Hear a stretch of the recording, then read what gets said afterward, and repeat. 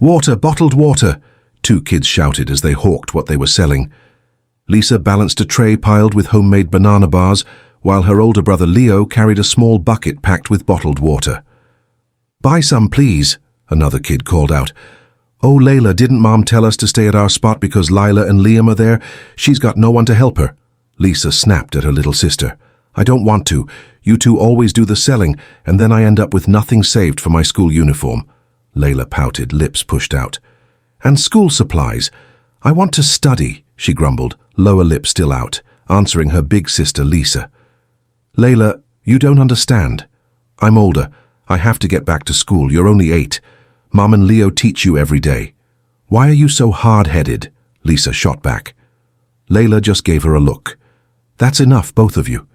Didn't Mom tell us not to fight? It's bad luck for business. And look at you, Lisa, you haven't sold a thing," Leo cut in. "Big bro, I keep saying we should just find Mom a husband so we won't have to struggle and she won't be alone," Layla suggested. "You think that's easy? What if the guy's awful and won't accept us?" Leo replied. "Yeah, Mom said she won't marry anyone who won't love us too. So don't run your mouth. Someday we'll find a kind man for Mom," Lisa said. "There, at the church. Let's go pray." Layla pointed to the big church downtown. As they walked closer, they saw a wedding happening inside. The place was packed. "Leo, I read something in Mum's paperback," Lisa said.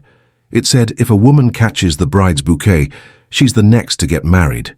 "See, you can read, Ate," Layla teased. "That's why I should be the one going to school." Life was so hard that only one of them could enroll at a time. "Then I better go call Mom, Marianne," Layla said, starting to hurry across the street. She didn't notice the car coming. It hit her. Layla!" Leo and Lisa screamed as they saw their sister struck by the black car. If you're loving stories like this one, don't just watch, become part of the Daffic Tales family. Hit that subscribe button and turn on the notification bell so you never miss a single chapter. We drop new twists, powerful stories, and emotional journeys every week, and you don't want to miss what's coming next. Everything happened fast. The car braked and stopped. "What happened?" asked the handsome man stepping out of the high-end vehicle. He rushed to them. "Layla, wake up! You can do it!" Lisa cried. "Help! Please help us!" Lisa pleaded. "Step aside. I'll check her." "Don't worry, the child is breathing," the young man said. He quickly lifted the unconscious Layla. "Sir, where are you taking my sister?" Leo sobbed. "There's a hospital close by. I'll take her there. Go home and call your mum," the man said. He ushered Lisa and Layla into the car. "Leo, meet us there!" Lisa shouted as the car pulled away. I'll call Mom," Leo answered, wiping his eyes. As soon as the car turned the corner, he ran toward their usual spot across the street. "Mom! Mom!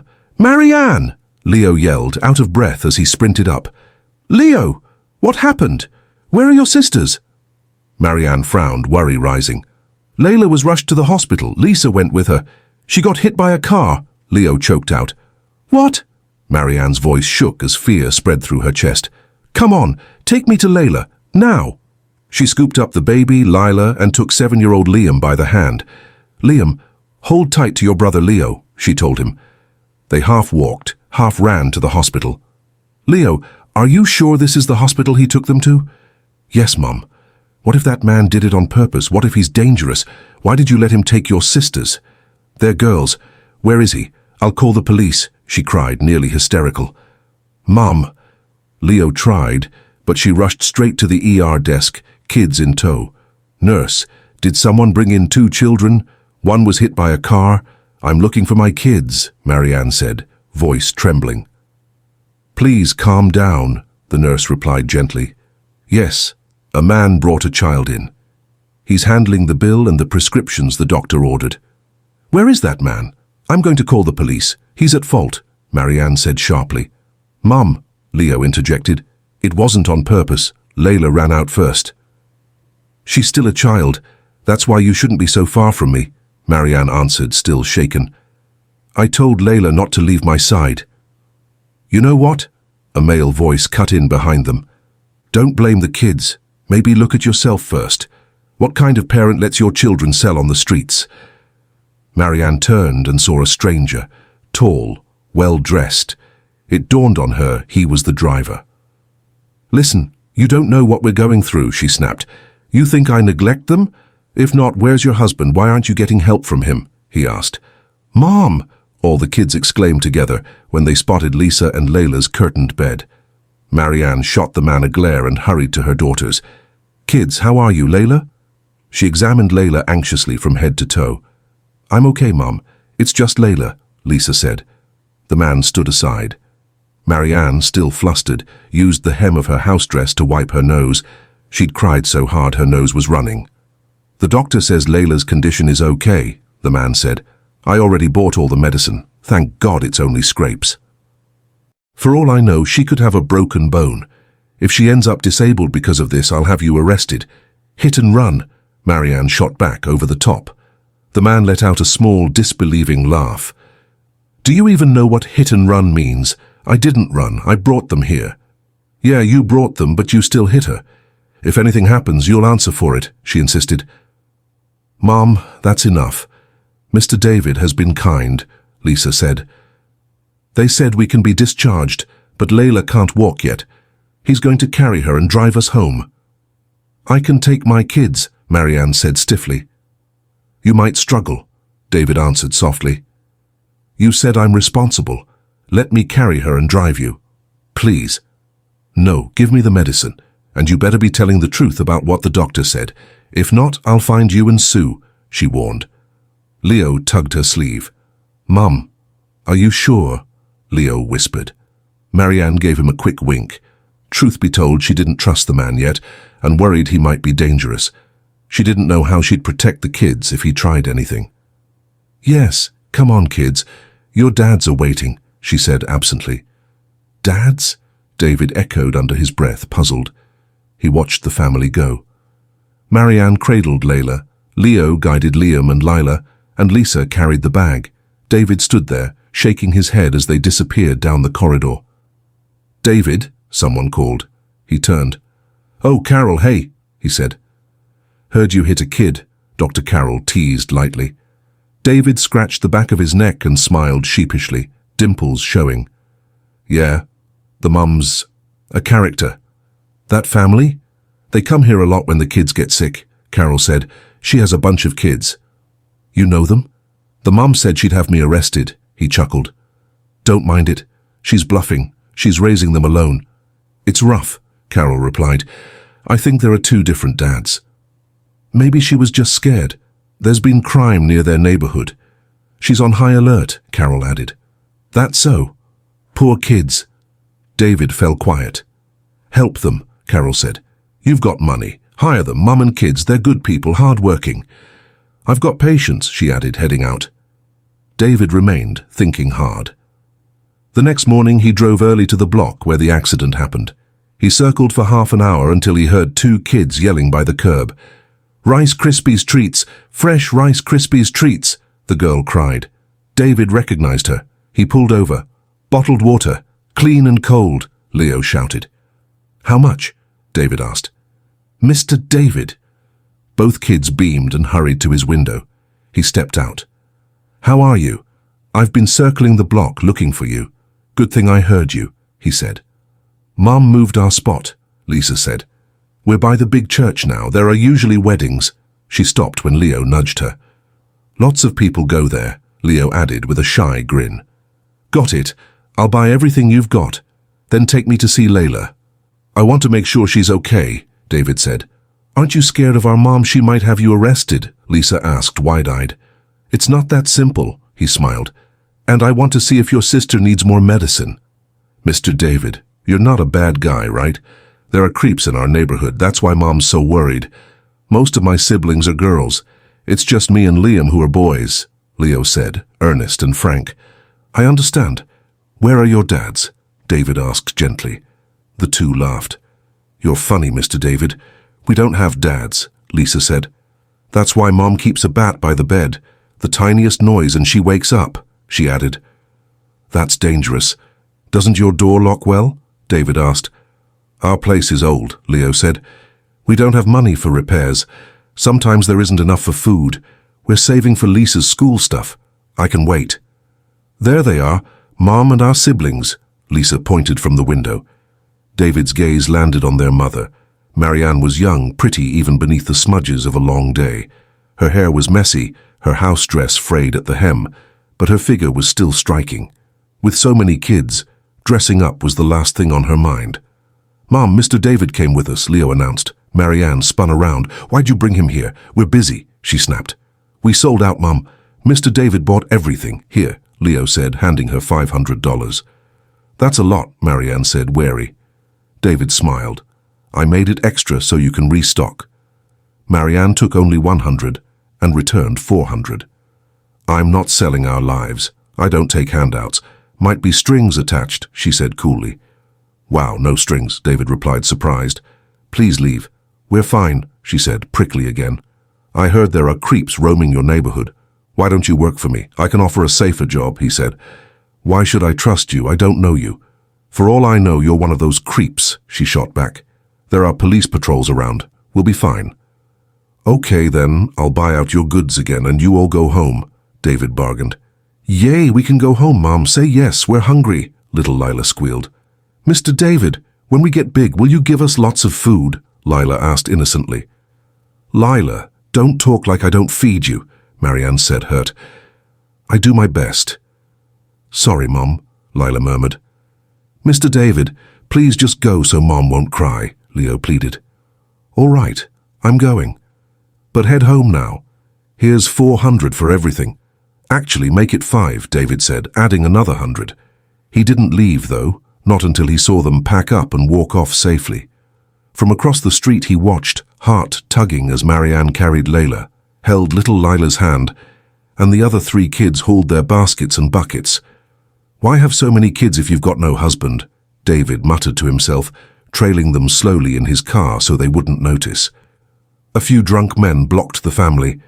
"Hey, Marianne, pick one of us and you won't have to struggle with those kids," one leered. "Can you not?" "We don't want any of you near our mum," Lila snapped, fierce for her size. "Picky, aren't you? You think some handsome young guy would want your mum?" Another jeered. "She smells like dry fish, probably doesn't even have time to shower with all of you clinging to her." "Hey, our mum smells nice," Layla shouted, still clinging to Marianne's back. "Kids, enough," Marianne said, steel in her voice. "Leave us alone, go find something useful to do," she told the men. "Maybe we walk you home. Tear down that rotten shack while we're at it," another slurred. "Don't," said the first one. "Dado, I'm being nice." "If nice doesn't work, there's always force," a third Bobby sneered. "We are not joking. Back off, you're scaring my kids," Marianne barked, planting her feet. The trio were notorious for hassling her. "Aren't you leaving?" a firm voice said. All eyes turned. "And who are you?" Bobby spat. "I already called the police. What you're doing is harassment," David said, stepping forward. "Layla, Lila, Lisa, inside. I'll handle this. The cops are on their way." "Fine, sweetheart." Bobby smirked at Marianne. "I'll be back." He winked. "So," the kids chorused, faces scrunched.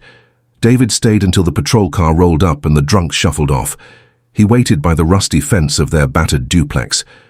"Mr. David, come on in," Leo waved. "Is that okay?" David asked. "Yes, sir. Please," Leo said, tugging him inside. The table was set. Marianne had washed up. Her face looked calmer, hair pulled back. "Sit. I'm sorry. This is all we've got," she said. On the table, a few fried eggs, boiled eggplant, and a mountain of rice. "This looks great. Eggs are my favorite," David grinned. "Don't worry, Mr. David," Leo chimed in. "Sometimes we pick collard greens from the backyard, or eggplant from Mom's little garden, and eggs from Leo's one hen," Lisa added. "Hey, I was going to say that," Layla huffed. "Okay, what do we do before eating?" Marianne asked. They bowed their heads. "Thank you, God, for the food you give us each day. In Jesus' name, amen," Layla prayed. David's chest warmed. Whatever was on their table, they gave thanks for it. "Eat," Marianne said. The kids lunged for plates, but she served herself last. David wasn't sure if he should take anything until Leo slid an egg onto his plate, and Lisa passed him some eggplant. "Do you eat veggies, Mr. David?" "Mom says veggies make you live longer," Lisa said. "Thanks. I'm really happy to eat with you," David said, and he meant it. The kids were kind, careful with their mom, and they made room for a stranger. When dinner ended, Leo and Lisa washed dishes. Marianne sat on the old sofa. "Aren't you going home?" she asked quietly. "Not yet. Those drunks might come back," David said. "Call me David, I'm not that old," he added with a crooked smile. "We're fine," Marianne answered, still formal. "I need a caretaker on my ranch," David said. "I've got a place in Texas Hill Country. Horses, cattle, goats, pigs, and a lot of chickens. The couple who helps me just gave notice. If you'd like the job, I'll pay fairly, it's safe, and the kids can enroll in school." "You serious?" Marianne asked, eyes flicking to her children. "Say yes, it's not safe here. Those men mean harm," David urged steadily. "How do I know you're not dangerous?" she asked. "If I were, I wouldn't have brought Layla to the ER. And do I really look like a villain?" he joked gently. "Good and bad aren't decided by looks," Marianne said, sober. "You're right," he admitted. "Think about it." "I will," she said at last. David left that night, but not far. He sat in his car across the street, keeping watch till dawn. He didn't realize Marianne had seen the silhouette of his sedan all night, as she checked on her sleeping children and wrestled with her choice. A sharp knock on his window startled him awake. He dozed off with his head on the steering wheel. "Mr. David, Mum's calling you," little Lila said through the glass.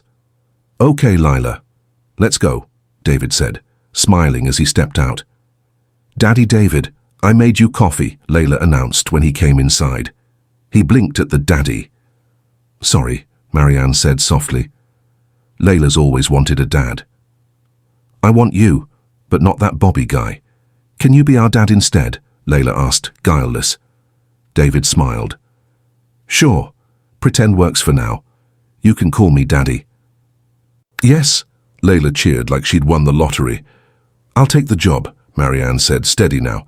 "Can we enroll them in school while I work on your farm?" "Absolutely. That's one of the benefits. You're really saying yes?" "Yes. We've already packed a few things," she said. "No need to bring much. We can buy what you need," David replied. Hours later, they were in his van. They stopped at a mall where David bought the kids' clothes. Lila and Liam drifted toward the toy aisle, wide-eyed. "No toys," Marianne murmured, almost apologetic. "Clothes only." "Why not one each?" David asked. "Please don't. I don't want them used to luxuries. I've taught them we can't have everything, but there will be a time. Just not now," she said firmly. David nodded. They ate at a famous kids' fast food place. "This is my first time seeing that giant clown up close," Lila squealed, pointing at the mascot by the entrance. "Mum, maybe the other place. There's a man outside. The clown is scary," Liam whispered. "It's okay, Liam. This place is popular. I always see it on the big TV in the community center by the church," Lisa said. "Sorry," Marianne said to David, embarrassed. "They used to watch from the sidewalk." "It's fine," David said.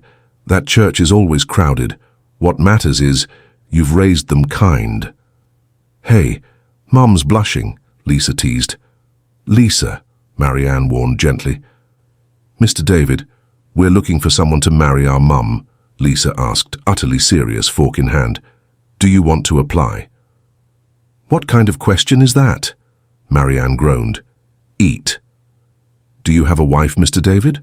Or a girlfriend?" Leo asked. "Leo." "It's okay," David laughed. "Kids are curious. No wife, no girlfriend. My parents died 3 years ago. I live alone. I keep busy with the animals. Where I'm taking you." Everyone went quiet, listening closely. "So," Marianne said at last, "now you know all about Mr. David. Eat." "We're happy you don't have a wife yet," Layla murmured. Marianne shot her a look, and Layla clamped her mouth shut. David chuckled. The kids were lively, but they respected their mother's eyes-only warnings. 2 hours later, they rolled through Texas Hill Country.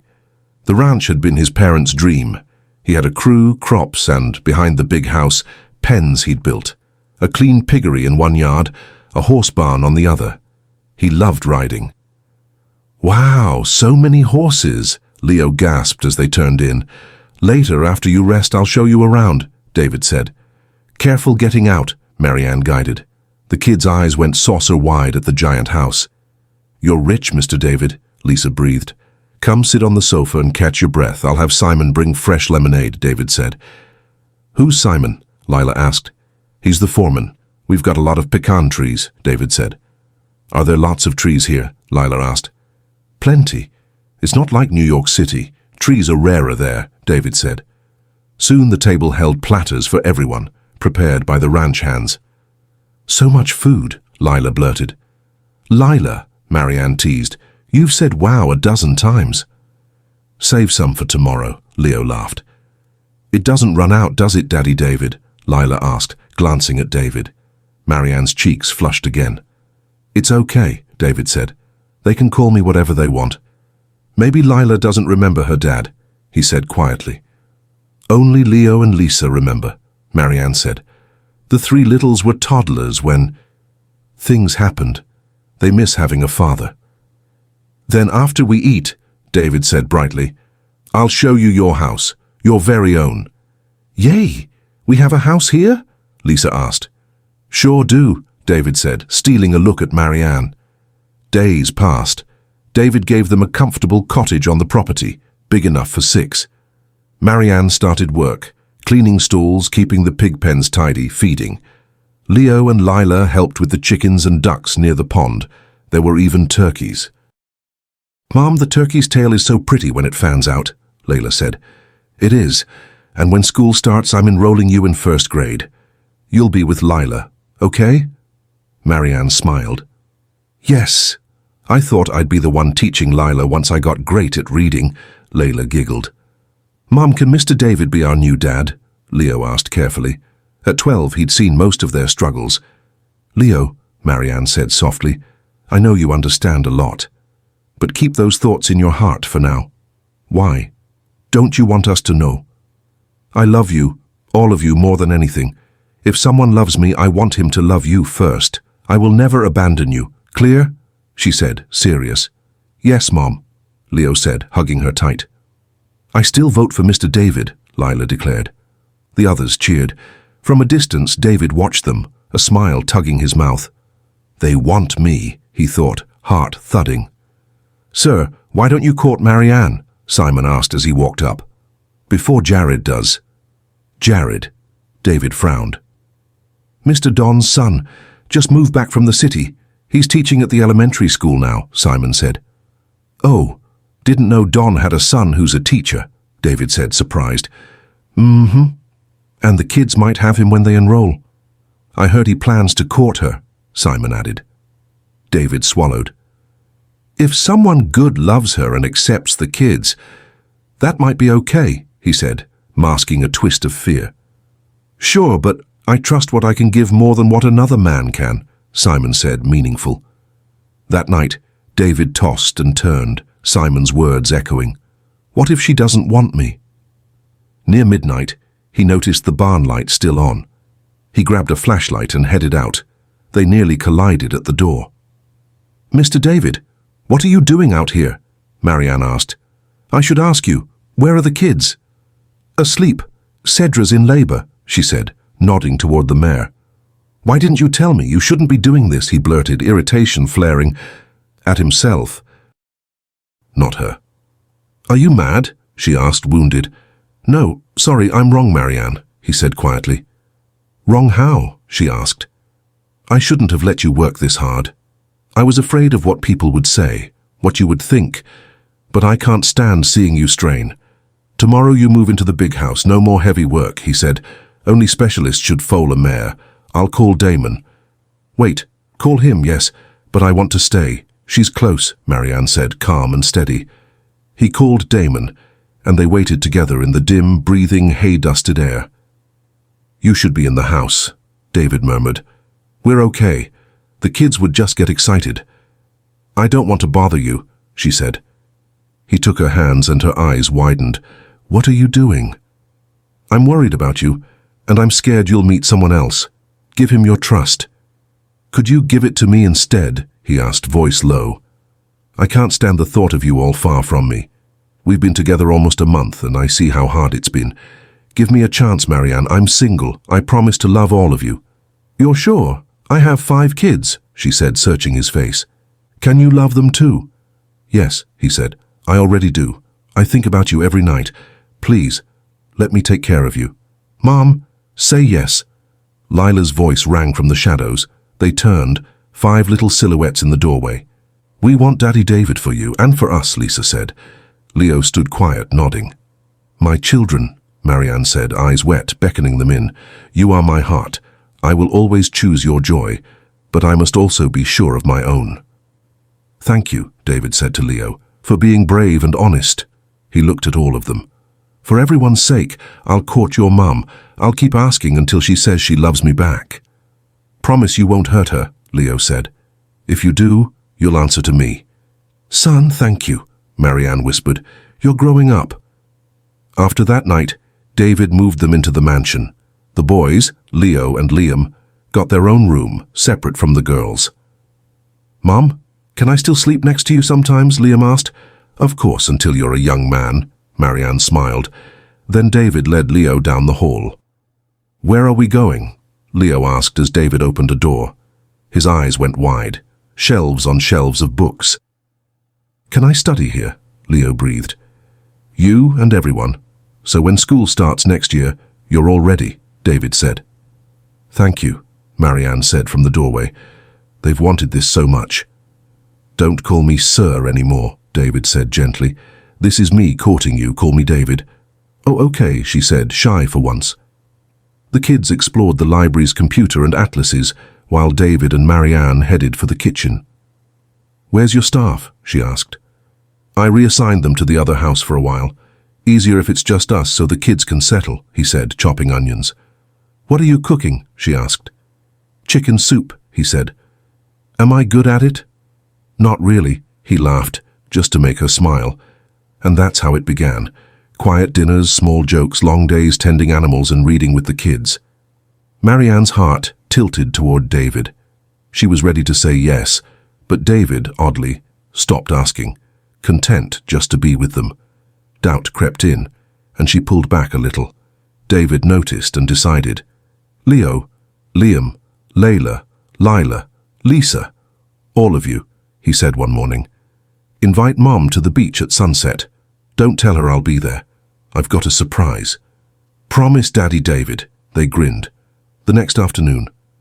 Mom, please, we want to watch the sunset at the beach, the kids begged. Is David okay with that? Marianne asked. We asked him. He said yes, Lisa said. Where's your brother? Marianne asked. No idea, but come on. On the sand, a small palm frond cabana waited, fairy lights strung inside. A little table, a candle, a bottle of wine, a vase of flowers. David stood, nervous and smiling. Okay, Mom and Dad, we'll leave you, the kids whooped, running off. Stay away from the water, Marianne called. You love them so much, David said softly. They're my life, she answered. What's all this? It's how I ask you to marry me, David said. He reached into his pocket, knelt, and held up a ring. Marianne, please marry me. Why me? I already have a house full of kids. Am I too late? She whispered. None of that matters. I love you. I love them. That's it, David said. Marianne pulled him up and hugged him. Yes, David, I love you too. Thank you for accepting my children with your whole heart. He kissed her, and 5 little heads popped up behind a dune. Yes, they whispered in unison. They married soon after at a big church in town. We have a dad now, the kids cheered. For their honeymoon, they flew to Maui, while the kids stayed in a connecting suite with a nanny David trusted. That night, Marianne finished her shower first. David came in later thinking she'd fallen asleep and slid into bed. She turned to face him. Not asleep, she smiled. It's our first night. If you're tired, we can wait, he said, eyes warm. She smiled back, eyes dancing. Why are you looking at me like that? Because you're beautiful. Up close like this, I can't look away, he murmured. You're handsome too, she whispered. Thank you for loving me and my kids. I have a gift for you, she breathed, and kissed him. He kissed her back, the world shrinking to 2 hearts and the soft hush of surf beyond the balcony. He paused, startled. Marianne, he said gently, searching her face. You're A virgin? Sorry I didn't tell you, she said, eyes bright with tears. Yes. You're my first. He held her close. It's okay. You surprised me, that's all. I just wish I'd known. I'd have been more careful, he said softly. Don't be mad. Mad? I'm the lucky one, he said, kissing her forehead. They fell into each other again, slow and certain, until the night blurred sweetly away. After their honeymoon back at home, Marianne and the kids finally told David the truth, something even Lila learned only then. They returned to their old neighborhood to pick up a box of photos and keepsakes of the kids' parents. Sitting together on the worn couch, David asked, "You mean they aren't your biological children?" Marianne nodded. "They're the children of my dearest friend, Selena. She took me in for years, like a sister, and I helped her with each birth. Right after Lila was born, both parents died in an accident. Since then, I've raised them as my own. They call me Mom, and I love them like my own flesh." David's eyes softened. "I'm glad I married you. I love all of you." "Mom, Dad, I found the photo box," Leo said, carrying it over. Marianne opened it. "This is your mother and father, Lila. Look closely," she told her. "So, these are my mum and dad?" Lila asked, innocent eyes wide. Everyone nodded. David picked up a photograph of the children's mother and froze. Is this their mum?" His eyes went wide. "Yes, honey. Why?" Marianne asked, puzzled. "Honey, you and I, it feels like God led me to you," he said, voice catching. He swallowed. "The woman in this photo is Selena Gonzalez, my older sister." "What?" Marianne blurted. The kids gasped. "Yes, these children, they're my nieces and nephews. I never knew what happened to my sister. Our parents forbade her to marry the man she loved. They fought, and she ran away. Pride ruined everything. I thought I was alone in this world, never knew she'd passed, or that she had kids." He dropped to his knees and opened his arms. The children rushed into his embrace. "Dad!" they cried. Joy flooded the small room as truth stitched a broken family back together. "Thank you, God, for bringing us together," David whispered, tears bright. "Thank you for making you my children." From then on, David loved them even more, not as just nieces and nephews, but like Marianne, as his true children. That night, after bedtime chaos, David slipped into their room. "Honey, they're out. Those two were extra hyper. First day of school tomorrow." Marianne smiled. "Right. And tomorrow we need to take Leo to the doctor," David added. "For the circumcision," she said gently. "He's a young man now, and a good one. Takes after his dad, David," she teased. "And after his biological dad, Philip. A good man too," David said softly. "I'm grateful I got to learn about Selena at last." "Thank you for loving them more than your own life," Marianne whispered. "They kind of found me, didn't they?" "Wanted perfect father," she laughed. David kissed her. "Come on. Let's try for a little brother or sister for them," he murmured, pulling up the blanket as they curled together in the dark. A year passed. Leo made it into high school after catching up with David's help, and Lisa, Layla, Lila, and Liam were all happily in school. One Sunday at home, Marianne's fuse ran short. "Honey, you bought the wrong pig feed again. Now the pen stinks to high heaven. Clean it, please, and don't come in here smelling like a pen. Take a rinse in the ocean first, okay? I want you salty like seawater," she ordered. David blinked. "You've been different lately. I don't want to swim alone. Let's all go."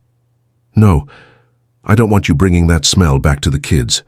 I want you to smell like the ocean. Salty skin," she insisted. "You could just say, 'Turn me into a salt shaker, honey,'" he joked. "Mom, why are you always mad at Dad? Don't you love him anymore?" Lila asked. "Ugh, go bathe in the ocean, that's all," Marianne huffed, stalking off. "Dad, Mom's acting weird.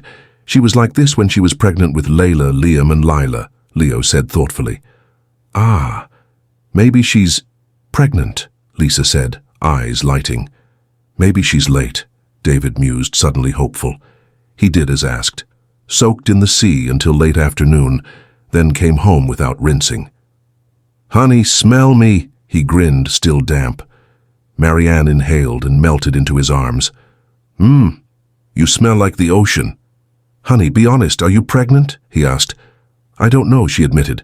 Let's get checked, then you'll stop teasing me. If you're craving, crave me, not the horses. Don't want a full-faced baby, he teased. Okay, if I'm craving, I'll crave you. I love you, she said, hugging him. The next morning, a scream echoed from the bathroom. Mom, Lisa shouted. What is it? David hurried over, then stopped. She needs Mom, he said, stepping back as Marianne knocked. Lisa cracked the door. Red stained the tissue and her underwear. Mom, do I need to go to the hospital? Am I sick? She cried. Marianne smiled softly. It's your birthday today, and you're becoming a young woman. Huh? I am? Yes. From now on you'll have your monthly period. Be careful and take care of yourself. I'll get you some pads from my room. Clean up, okay? Marianne said. Outside, the younger kids hovered. What happened to Ate Lisa? They asked. She's a young woman now. Time flies, Marianne said, ruffling their hair. Stay sweet and enjoy being kids. At the clinic, they learned Marianne was indeed pregnant, and the doctor advised extra care. Kids, David told them, we're going to help Mom. She needs all of us. Yes, Dad, they chorused. From then on, they guarded her like she had guarded them, carrying things, doing chores, bringing her snacks. One evening, they sat in folding chairs on the shore, watching the kids play at a safe distance. Honey, time moves fast, Marianne said.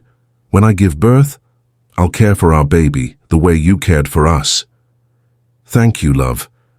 I know you'll deliver a healthy baby and love them like you always do, David said, kissing her forehead. Together, they watched the 5 children they both claimed with all their hearts.